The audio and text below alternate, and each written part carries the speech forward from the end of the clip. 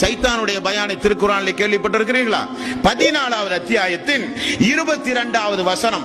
அந்த சைத்தான் மக்களை பார்த்து செய்கிற பயான்.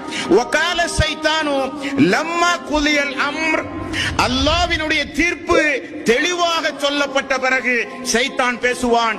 இன்னல்லாஹ வஅதக்கும் வஅதல் ஹக் வஅதுதுக்கும் ஃபஅஹ்லஃப்துக்கும். அல்லாஹ் உங்களுக்கு ஒரு வாக்கு தந்தான், நானும் உங்களுக்கு ஒரு வாக்கு தந்தேன்.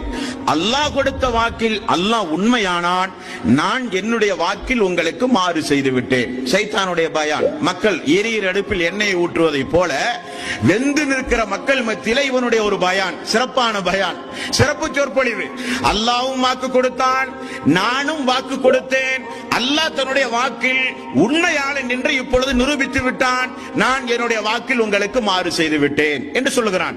மேலும் சொல்லுகிறான், வமா கான லி அலைக்கும் மின் சுல்தானின் இல்லா அன் தஅவுதுக்கும் ஃபஸ்தஜபதும் லி.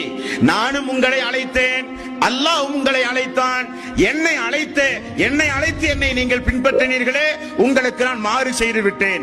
என்னுடைய அழைப்பை ஏற்றுக்கொண்டீர்கள் என்பதை தவிர இந்த நாளில் என்னை யாரும் திட்டவெல்லாம் கூடாது. யார்? சைத்தான் சொல்லுகிறான், யாரும் என்னை திட்டாதீர்கள். மேலும் சொல்லுகிறான், ஃபலா தலூமூனி வலூமு அன்ஃபுஸக்கும், என்னை யாரும் ஏசாதீர்கள்.